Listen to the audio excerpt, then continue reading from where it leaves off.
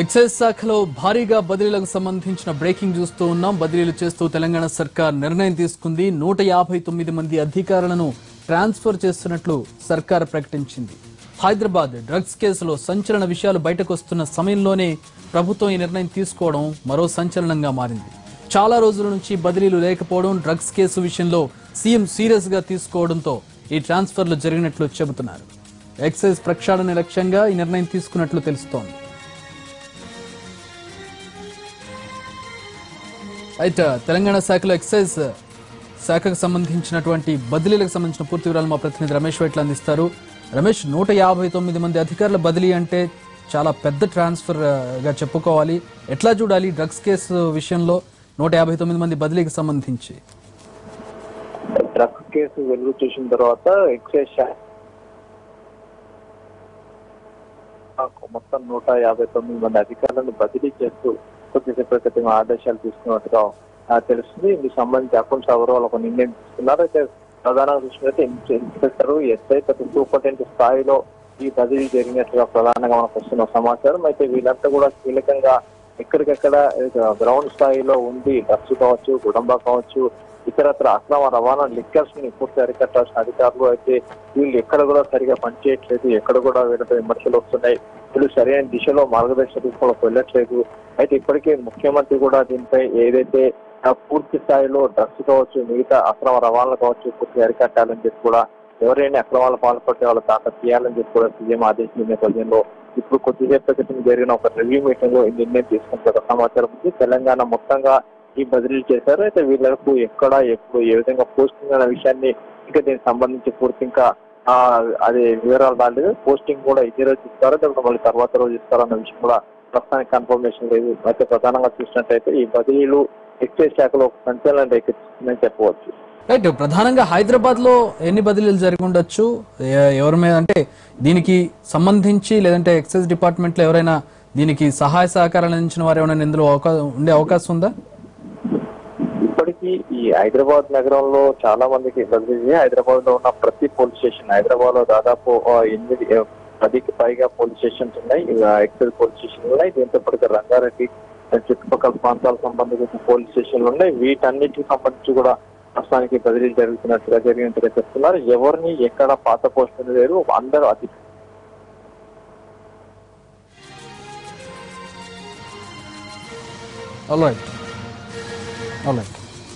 Thanks for the updates Ramesh.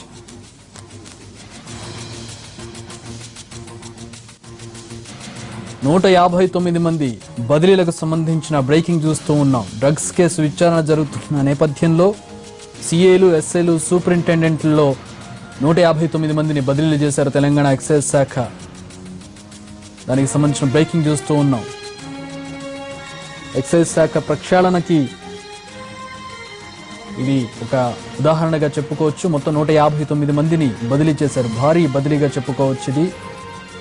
అయితే బదిలీలకు ఆస్కారం కూడా ఉంది, త్వరలో బదిలీలు జరగాల్సి ఉంది. కానీ ప్రస్తుతం డ్రగ్స్ కేసు నడుస్తూ ఉంది. అందులోనూ ఎక్సైజ్ డిపార్ట్మెంట్కి సంబంధించిన వారు కూడా ఇన్వాల్వ్ కాకపోతే ఇంత మొత్తంలో భారీగా డ్రగ్స్ ఉపయోగించడం, పెడ్లింగ్ చేయడం అనేది సాధ్యం కాదు అనే దానిపై అందరూ ఒకటే దగ్గర ఉండడం కాకుండా వారిని బదిలీలు చేస్తూ ట్రాన్స్ఫర్, జంబ్లింగ్కి సంబంధించిన బ్రేకింగ్ చూస్తూ ఉన్నాం.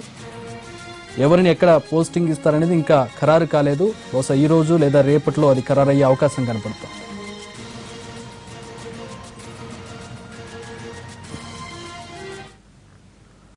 కెల్విన్ ముఠా నుంచి మాదక ద్రవ్యాలు కొనుగోలు చేశారని అభియోగాలు ఎదుర్కొంటున్న సినీ ప్రముఖులకు ఎక్సైజ్ ఎన్ఫోర్స్మెంట్ ఉన్నతాధికారులు నోటీసులు జారీ చేశారు. నోటీసులు అందుకున్న సినీ ప్రముఖుల్లో ఎవరు ఏ తేదీన సిట్ ముందు హాజరు కావాలనే విషయంపై అధికారులు షెడ్యూల్ ఇచ్చారు. దీని ఆధారంగా ఈ నెల 19 నుంచి విచారణ మొదలు కానుంది. రేపు డైరెక్టర్ పూరి జగన్నాథ్ విచారించనున్నారు. 20వ తేదీన చార్మిని, 21న ముమైత్ ఖాన్ ని, 22న సుబ్బరాజు, 23న శ్యామ్ కే నాయుడు, 24న రవితేజ, 25న ఆర్ట్ డైరెక్టర్ చిన్న, 26న నవదీప్, 27న తరుణ్, 28న నందు, 29న తనీష్ ను ఎక్సైజ్ శాఖ కార్యాలయానికి హాజరు కావాలంటూ నోటీసుల్లో సిట్ పేర్కొంది.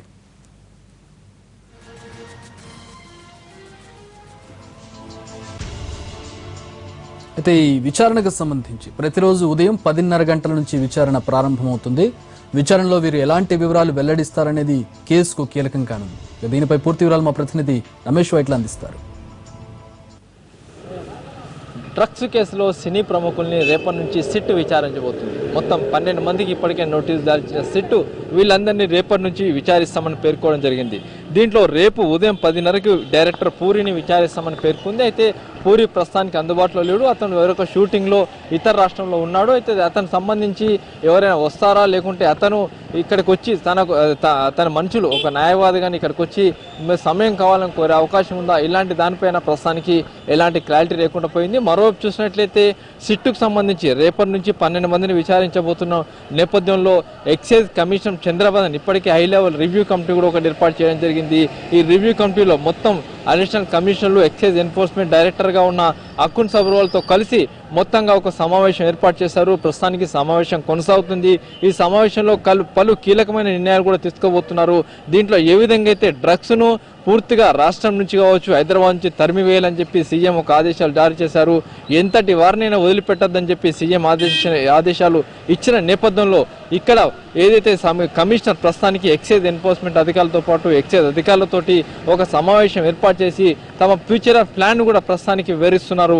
దీంట్లో ప్రధానంగా డ్రగ్స్ అనేది ఎక్కడ ఏ కోశాన్ని కూడా ఉండకుండా చర్యలు తీసుకోవాలని కూడా చెప్తున్నారు. అయితే దీంట్లో ప్రధానంగా చూసినట్లయితే రేపటి నుంచి సినీ ప్రముఖుల్ని విచారించబోతున్న నేపథ్యంలో ఇక్కడ ఉండాల్సిన చర్యలు కావచ్చు, లేకుంటే సినీ ప్రముఖుల్ని ఏ విధంగా విచారిస్తున్నారు, ఏ లెవెల్లో విచారిస్తున్నారు, విచారించే దశలో తీసుకోవాల్సిన చర్యలు ఏంటివి అన్న దాని మీద ప్రధానంగా ప్రస్తుతానికి చర్చిస్తున్నారు. అయితే ఎక్సైజ్ ఎన్ఫోర్స్మెంట్ డైరెక్టర్ మాత్రం సినీ ప్రముఖులను విచారించబోతున్న దాని తీరుతెన్నులపైన ప్రస్తుతానికి కమిషన్ కు పూర్తి స్థాయిలో వివరిస్తున్నారు. దీంట్లో 3 దఫాలుగా సినీ ప్రముఖుల్ని ఒక్కొక్కరిని 3 దఫాలుగా విచారిస్తున్నాం. దీంట్లో ఒక్కొక్కరిని 3 దఫాలు విచారిస్తున్న సమయంలో ఆడియో వీడియోను తప్పనిగా రికార్డ్ చేయబోతున్నాం. ఈ రికార్డింగ్ కూడా పూర్తిగా ఏదైతే ప్రధానంగా చూసినట్లయితే కోర్టులో దీనికి రికార్డింగ్ ఎలక్ట్రానిక్ ఎవిడెన్స్ కూడా సమర్పిస్తాం. ఒకవేళ నిందితులు కావచ్చు, లేకుంటే వచ్చిన విచారణ ఎదుర్కొంటున్న వాళ్ళు కావచ్చు, ఎప్పుడైనా తమ మాట మార్చే అవకాశం ఉంటుంది. కాబట్టి అలాంటి దానికి ఆస్కారం లేకుండా ఆడియో వీడియో కూడా రికార్డ్ చేస్తున్నామని పేర్కోవడం జరిగింది. దీంట్లో రేపటి నుంచి విచారించబోతున్న మొత్తం 12 మందికి సంబంధించి ఇప్పటికే ఎవరెవరు ఏ రోజున విచారించబోతున్నాం అని ఒక డాటా కూడా తయారు చేసుకున్నారు. ఒక ఆర్డర్ కూడా పెట్టుకోవడం జరిగింది. దీంట్లో చూసినట్లయితే రేపు పూరిని విచారిస్తారు, తర్వాత చివరి రోజున నందు తనీష్ను విచారిస్తారు. అయితే కెల్విన్తో వీళ్ళకున్న పరిచయాలు కావచ్చు, కెల్విన్ దగ్గర నుంచి వీళ్ళ తీసుకున్న డ్రగ్స్ కావచ్చు, వీటన్నిటి మీద పూర్తిగా వివరాలు సేకరించి దానికి సంబంధించిన ఆధారాలు సేకరించి తదుపరి చర్యలు తీసుకుంటామని అధికారులు చెప్తున్నారు. Camera person Rakesh రోషన్తో Ramesh వేట్ల, NTV. YCP MLA రోజా మాట్లాడుతున్నారు. పార్టీ ఆఫీస్ నుంచి లైవ్ చూద్దాం. ఏ విధంగా మాట మార్చి తమ పత్రికల్లోనే బెల్ట్ తీస్తాం, నెల రోజుల లోపల బెల్ట్ షాపుల్ని రద్దు చేయిస్తామని చెప్తున్నారంటే ఇంతకన్నా హాస్యాస్పదం ఏమైనా ఉందా నేను అడుగుతున్నా. బెల్ట్ షాపులు అనేవే ఇల్లీగల్ షాప్స్. ఇల్లీగల్ షాప్స్ ని రద్దు చేయటం ఏంటి? ఆఫీసర్స్ కి చెప్పి వాటిని ధ్వంసం చేయాలి. లేదా ఈయనకే తెలుసు, ఎందుకంటే 9 ఏళ్ల అధికారంలో ఉన్నప్పుడు ఏదైతే ఎన్టీ రామారావు గారు మహిళల కోరిక మేరకు మద్యపాన నిషేధం తీసుకొచ్చాడో దానికి తూట్లు పొడుస్తూ మద్యాన్ని మళ్లీ ఎలా ప్రవేశింపజేశాడు అండ్ బెల్ట్ షాపుల్ని ఏ విధంగా ఆయన లీగలైజ్ చేశాడనేది అందరికీ తెలిసిన విషయం. అందుకేనేమో ఫాదర్ ఆఫ్ బెల్ట్ షాప్స్ అంటారు చంద్రబాబు నాయుడు గారిని. సో బెల్ట్ షాపుల్ని కన్న తండ్రిగా చంద్రబాబు నాయుడు గారు చెప్పొచ్చు. అలాంటి ఒక కల్చర్ తీసుకొచ్చింది చంద్రబాబు నాయుడు గారు గతంలో 9 ఏళ్ళు ఆయన అధికారంలో ఉన్నప్పుడు. ఈ రోజు ఆయన ఎలా ప్రవర్తిస్తున్నాడంటే జూన్ 8 సంతకం పెట్టాడు, బెల్ట్ షాపుని రద్దు చేస్తాను, మద్యాన్ని నియంత్రిస్తాను అని. ఈరోజు జూలై 18 అయింది కాబట్టి కేవలం నెల రోజులే అయింది. ఇంకో నెలలో వాటిని రద్దు చేయిస్తాను అన్నట్టుగా మాట్లాడుతున్నాడు. కానీ ఆయన సంతకం పెట్టింది 2014 జూన్ 8. దాదాపుగా 3 సంవత్సరాలు ఆయన పెట్టిన సంతకాన్ని ఏ అధికారులు పాటించలేదు అంటే, అది ఇంప్లిమెంట్ కాలేదు అంటే చంద్రబాబు నాయుడు ఎంత అసమర్థ ముఖ్యమంత్రి అనేది ప్రజలు తెలుసుకోవాల్సిన విషయం. ఎందుకంటే ఒక ముఖ్యమంత్రి ఒక సంతకం పెడితే సంతకం పెట్టిన క్షణం నుంచి అది అమల్లోకి రావాలి. అది వైఎస్ రాజశేఖర రెడ్డి గారి విషయంలో మాత్రమే జరిగింది. కానీ చంద్రబాబు నాయుడు గారు పెట్టిన 5 సంతకాల్లో 4 సంతకాలు దిక్కు దివాణం లేకుండా పోయాయి అంటే ఆయన అసమర్థ ముఖ్యమంత్రి కాదా అనేది ఒకసారి మీరు ఆలోచించాలి. ముఖ్యంగా తాను అధికారంలోకి వస్తే వ్యవసాయానికి ఏదైతే అసలు వడ్డీతో సహా పూర్తిగా రుణమాఫీ చేస్తానన్నాడు. డ్వాక్రా అక్క చెల్లెలకి అసలు వడ్డీతో సహా పూర్తిగా మాఫీ చేస్తానన్నాడు. కానీ అధికారంలోకి రాగానే ఫస్ట్ సంతకం కోటయ్య కమిటీ మీద పెట్టాడు కానీ వ్యవసాయ రుణాలు డ్వాక్రా రుణాల మీద కాదు అన్న సంగతి మరొకసారి గుర్తు చేస్తున్నాను. ఆ కోటయ్య కమిటీ కాస్త కోతల కమిటీగా మారి ఏ విధంగా రైతులు డ్వాక్రా మహిళల జీవితాలతో చెలగాటమాడి ఈ రోజు వాళ్ళు అప్పుల ఊబిలోకి ఎలా మునిగిపోయారో కూడా మనకు స్పష్టంగా కనిపిస్తోంది. అసలు డ్వాక్రా అక్క చెల్లెమ్మలకి ఆల్రెడీ 6,000 ఇచ్చేసాము, ఇంకా 4,000 ఇస్తే చాలు అంటున్నారు. అది క్యాపిటల్ ఇన్ఫ్యూషన్ కింద 3,000 2 సార్లు ఇచ్చారు. అంటే దాన్ని ఎవరైనా తీసుకుంటే ఆ గ్రూప్ లో ఉన్న వాళ్ళు దానికి వడ్డీ కట్టాల్సి వస్తుందే తప్ప అది వాళ్ళకి ఫ్రీగా ఇచ్చినట్టు కాదు. అంటే క్యాపిటల్ ఇన్ఫ్యూషన్ పేరుతో ఏ విధంగా డ్వాక్రా అక్క చెల్లెమ్మలని కన్ఫ్యూజ్ చేశారో ఈ తెలుగుదేశం పార్టీ వాళ్ళు ఇప్పటికీ అందరికీ కూడా తెలిసిపోయింది. వాళ్ళు ప్రతిరోజు ఆ వడ్డీలు కట్టలేకపోయే బాధలతో ఏం చేశారు ఈ తెలుగుదేశం పార్టీ వాళ్ళు అనేది. అండ్ రెండవది మీరు చూస్తే పెన్షన్లు 1,000 రూపాయలు ఇస్తామని ఘనంగా ప్రకటించుకున్నారు. కానీ ఇచ్చే పెన్షన్స్ లో భారీగా కోత పెట్టి ఎంతమంది వితంతువులకి, ఎంతమంది వృద్ధులకి, ఎంతమంది వికలాంగులకి అర్హులైన వాళ్ళకి వీళ్ళు పెన్షన్లు ఇవ్వకుండా మోసం చేశారనేది కళ్ళారా కనిపిస్తుంది.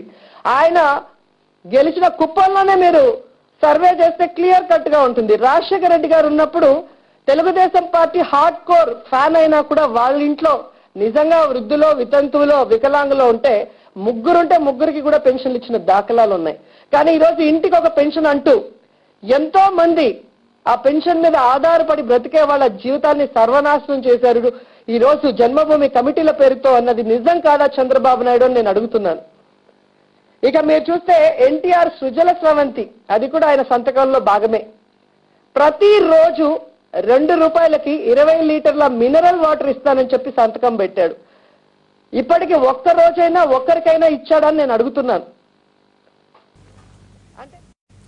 టీడీపీ ఎమ్మెల్యే గోరంట్ల బుచ్చయ్య చౌదరి మీడియాతో మాట్లాడుతున్నారు. లైవ్ లో చూద్దాం. ఏదైతే పట్టించడం వల్ల ఎన్ని లాభాలు అదే చెప్పాం. ప్రాజెక్టు కూడా హెచ్ఎన్ఎస్ఎస్ కానీ జిఎన్ఎస్ఎస్ కానీ తెలుగు గంగ కానీ అదర్ ప్రాజెక్టు పెన్నార్ బేసిన్ కి డైవర్షన్ వస్తుంది ఈ నీటిని ఉపయోగించుకుంటే. కనీసం ఆలోచన లేకుండా ఎంతసేపు ప్రాజెక్టులు కాకూడదు, రాజధాని నిర్మాణం కాకూడదు, ఎక్కడ ఎయిర్పోర్టులు రాకూడదు, ప్రాజెక్టులు రాకూడదు, ప్రతిదీ ఇదే ఉద్యమంగా సాగుతుంది. ఇది తప్పుడు విధానం. మేము చెబుతున్నాం, పోలవరం ప్రాజెక్టు కాస్ట్ ఇవాళ 48,000 కోట్లు వెళ్ళిపోయింది. ఎంత మొదటి ఎస్టిమేషన్ ఎంత? మీరు 9,000 కోట్లతో మొదలుపెట్టి ఈ రోజున మీ టైంలోనే 16,000 కోట్లకు వెళ్ళారు. ఇవాళ ఏదైతే ల్యాండ్ ఆర్ఆర్ యాక్ట్ కింద భూమి సేకరణ కష్టంగా మారింది. ప్రాజెక్టు కాస్ట్ అక్కడే ఉంది, భూమి కాస్ట్ పెరిగింది. 32,000 కోట్ల రూపాయలు ఒక భూసేకరణకు అవుతుంది. పోలవరం ప్రాజెక్టులో భూసేకరణకు అవుతా ఉంది. అయినా కూడా గత 3 సంవత్సరాల్లో మరి కేంద్రం నుంచి ఇవాళ జాతీయ ప్రాజెక్టుగా ఇంకా డబ్బు పూర్తిగా రాకపోయినా ఇవాళ మ్యాక్సిమం టెక్నాలజీ తెచ్చి దాన్ని ఉపయోగిస్తూ ఉన్నారు. 330 అడుగులు కిందకెళ్ళి డయాఫ్రామ్ వాల్ నిర్మాణం చేసే పరిస్థితి ఎక్కడా లేదు, ఇండియాలో ఎక్కడా జరగలేదు. ఎందుకంటే శాండ్ కంటెంట్ ఉంది. ఫౌండేషన్స్ ఉండాలంటే కిందకి వెళ్ళాలి. ఇవాళ జర్మనీ బావర్ కంపెనీ వాళ్ళని తెచ్చి డయాఫ్రామ్ వాల్ని కింద దాకా తీసి కొత్త టెక్నాలజీలో డయాఫ్రామ్ వాల్ చేసి రివర్ డైవర్షన్ జరుగుతుంది. ఇంత కష్టసాధ్యమైన పని కూడా ముందుకు తీసుకెళ్తా ఉంటే దాన్ని తప్పుపడతా ఉన్నారు. ఆఖరికి వాళ్ళ క్రాక్లు అని చెప్పే పరిస్థితి వచ్చారు. అంటే వాళ్ళకి క్రాకులు రావాలి, ప్రాజెక్టు నాసిరకంగా ఉండాలని వాళ్ళు కోరుకుంటున్నారేమో కానీ తెలుగుదేశం ప్రభుత్వం అలా కోరుకోవడం లేదు. ఇవాళ ప్రాజెక్టును కూడా సత్వర ప్రాజెక్టులో పూర్తి చేయాలని ఈ జలయజ్ఞంలో జరిగిన ప్రాజెక్టులో అవినీతిని పక్కన పెట్టి ఒక 5 ప్రాజెక్టుని టాప్ ప్రయారిటీలో నాగావళి,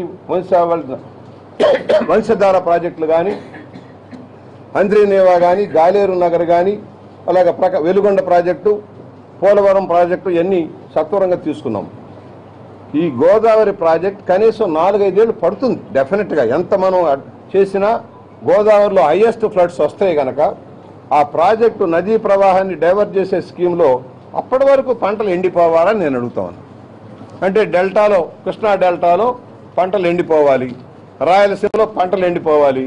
వాళ్ళు చంద్రబాబు గారిని తిట్టాలి, తెలుగుదేశాన్ని ఓడించాలి, మనం సీట్లోకి రావాలి, మరలా జలయజ్ఞం దోచుకోవాలి. ఇది వాళ్ళ ఎత్తుగడ. అందుకనే చెబుతున్నాం, ఒక యాక్షన్ ప్లాన్లో తెలుగుదేశం ప్రభుత్వం ముందుకు వెళ్తుంది. ఇవాళ పోలవరంలో కూడా కేంద్ర పర్యవేక్షణ జరుగుతుంది. మీరు ఎందుకు చేస్తున్నారంటారు. మీరు ఇచ్చిన టెండర్లు కాంట్రాక్టర్లు ఎందుకు పనిచేయలేదు? ఇవాళ కేంద్ర పర్యవేక్షణలో రాష్ట్ర ప్రభుత్వం పనిచేయిస్తా ఉంది. వాళ్ళు ఒప్పుకున్నారు. ఇవాళ ఉమాభారతి గారు కానీ మోడీ గారు కానీ వాళ్ళు ఒప్పుకుంటున్నారు. ఆఖరి నీతి ఆయోగ్ కూడా చెబుతుంది వీళ్ళు ఇంత స్పీడ్గా పనిచేస్తా ఉన్నారు, మనం డబ్బులు ఇచ్చినా ఇకపోయినా ఇంత వేగంగా పని చేయించి ఇంత పర్యవేక్షణ చేస్తున్న ప్రాజెక్ట్ ఏదీ లేదని అక్కడ వచ్చిన కేంద్ర జలవనరుల శాఖ చెప్తా ఉంటే వీళ్ళు తప్పుదారి పట్టించడం కోసం ప్రయత్నం చేస్తున్నారు. ఒక్కసారి మీరు చూడండి మీ కాలువలో. ఇవాళ రాయలసీమ వాసులు వచ్చి అంటున్నారు, ఎమ్మెల్యేలు కానీ ఎంపీలు కానీ, అయ్యా ఇక్కడ మేము ఎప్పుడు ఈ నీరు చూడలేదు, ఇలాంటి నీరు మాకు వస్తే మేము సస్యశామనం అవుతామని రాయలసీమ వాసులు ఆనందం వ్యక్తపరుస్తుంటే వీళ్ళ కడుపుబ్బరం నాకు అర్థం కావట్లా.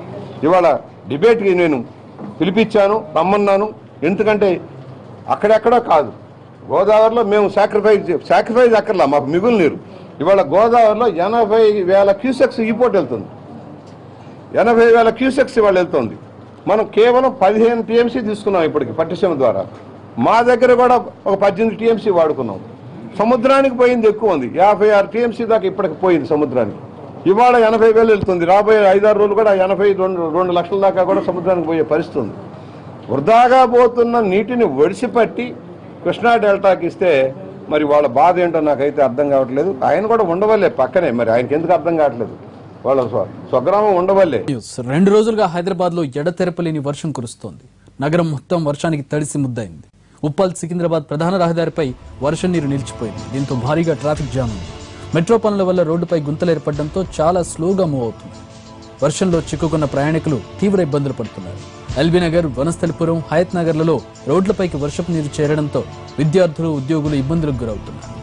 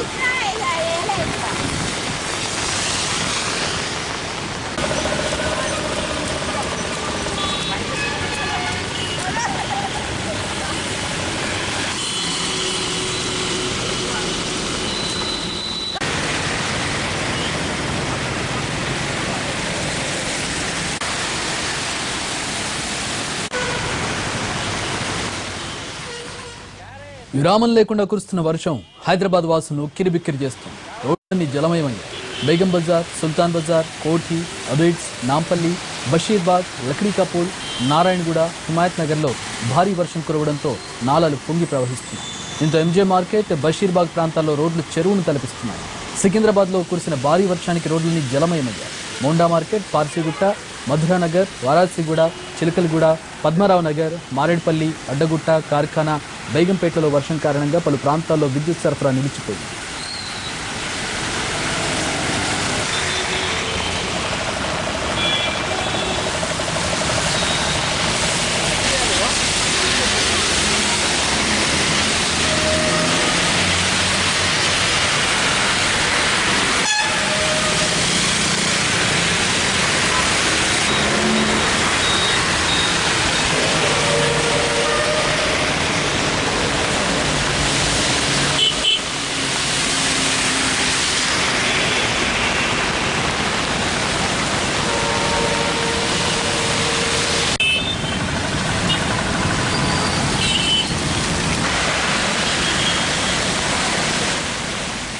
మరోవైపు రోడ్ల మీదకి పెద్ద ఎత్తున నీరు రావడంతో పలుచోట్ల ట్రాఫిక్ స్తంభించిపోయింది. లోతట్టు ప్రాంతాలు జలమయం కావడంతో అటు ప్రజలు, ఇటు వాహనదారులు ఇబ్బందులు ఎదుర్కొన్నారు. అల్పపీడనం ప్రభావంతో వచ్చే 3 రోజులు భారీ వర్షాలు కురుస్తాయని వాతావరణ శాఖ చెబుతోంది. దీంతో అప్రమత్తమైన జీహెచ్ఎంసీ అధికారులు నాలాలు, మ్యాన్ హోళ్ల మీద దృష్టి పెట్టారు.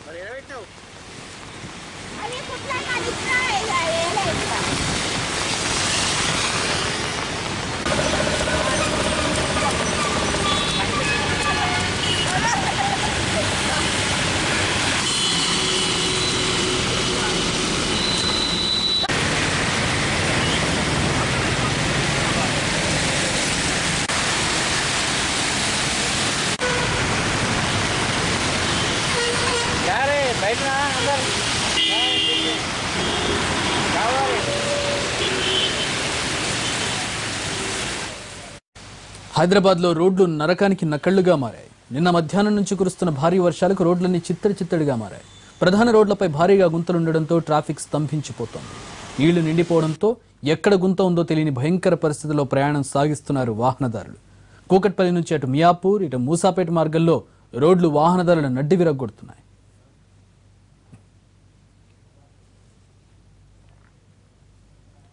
హైదరాబాద్లో గుంతల రోడ్లు ట్రాఫిక్ జామ్ పై మరింత సమాచారం మా ప్రతినిధి రాధాకృష్ణ అందిస్తారు.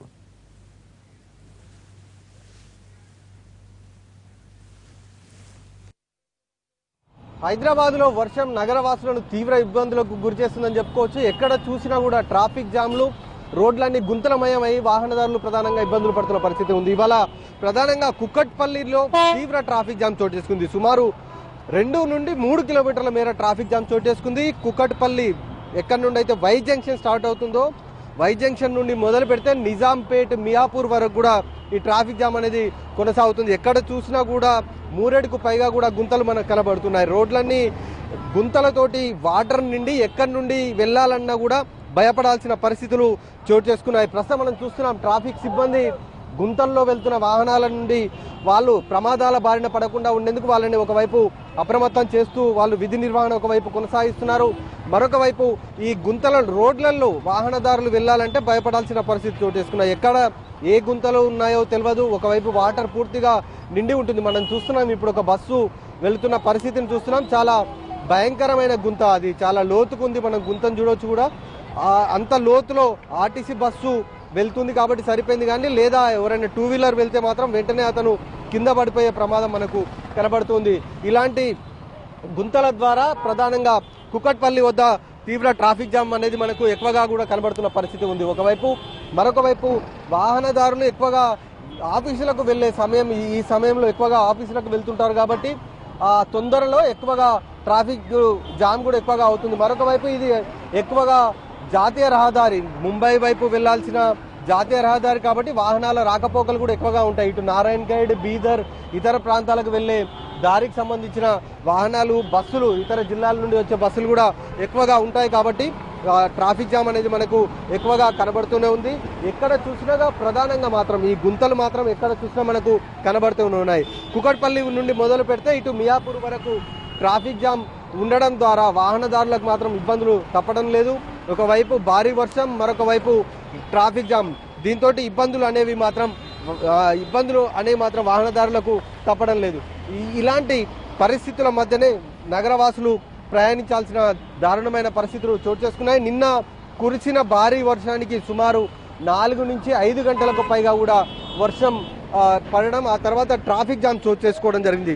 దీంతో నగరవాసులకు ఇబ్బందులు ఎదుర్కోవడం జరిగింది. ఇవాళ కూడా అదే పరిస్థితి మనకు కనబడుతుంది. ఇప్పుడు కూడా ఎక్కడ చూసినా ట్రాఫిక్ జామ్ అనేది కొనసాగుతూనే ఉంది. ప్రస్తుతం మనం చూస్తున్నాం వాహనదారులు ఎక్కడికక్కడ వాహనాలు నిలిచిపోయి ఉన్న ఒకవైపు, మరొక వైపు ట్రాఫిక్ ని క్లియర్ చేసేందుకు అధికారులు, సిబ్బంది రోడ్లపైకి వచ్చి ప్రస్తుతం ట్రాఫిక్ ని క్లియర్ చేసే పనిలో ఉన్నారు.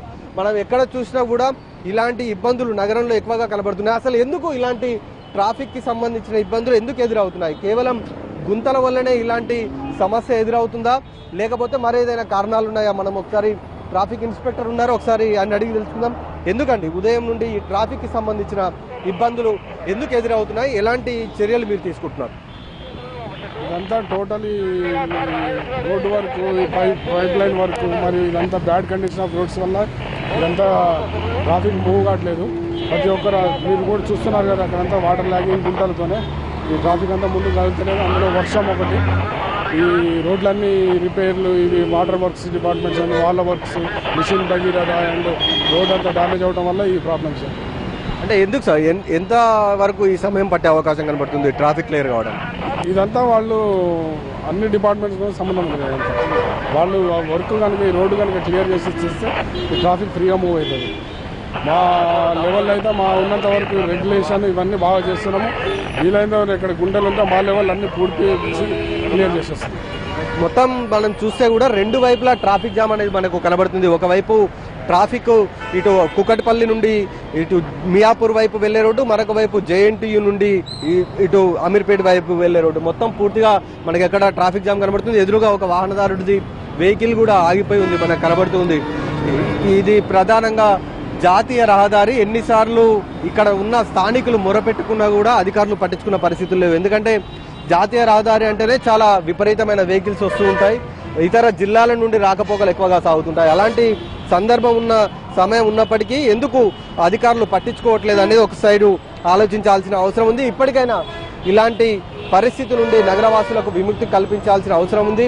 మరో 2 రోజుల పాటు వర్షం పడుతుందని చెప్తున్నారు కాబట్టి ఇప్పటికైనా ఎక్కడైతే వాటర్ లాగింగ్ ఏరియాస్ ఎక్కువగా ఉన్నాయో అక్కడ సిబ్బంది అప్రమత్తం కావాల్సిన అవసరం ఎంతైనా ఉంది. కెమెరామెన్ రాజా రమేష్తో రాధాకృష్ణ, ఎన్టీవీ.